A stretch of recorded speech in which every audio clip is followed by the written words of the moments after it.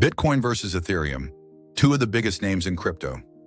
But what's the real difference? Let's break it down. Simply and clearly, first up, what are they?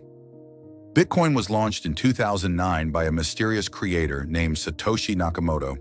Its main purpose? Digital money, a way to send and store value without banks. Ethereum, on the other hand, came in 2015, created by Vitalik Buterin. It's not just money, it's a whole platform for building apps on the blockchain.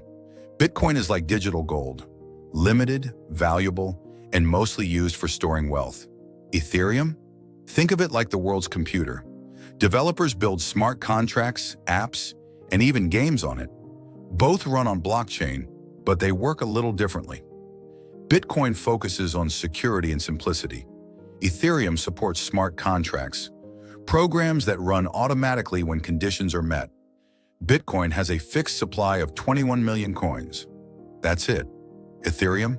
No fixed limit, but it's slowly reducing how much is created.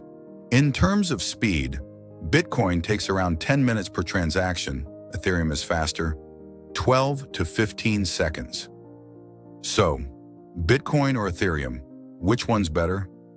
Tell us in the comments, which one do you prefer?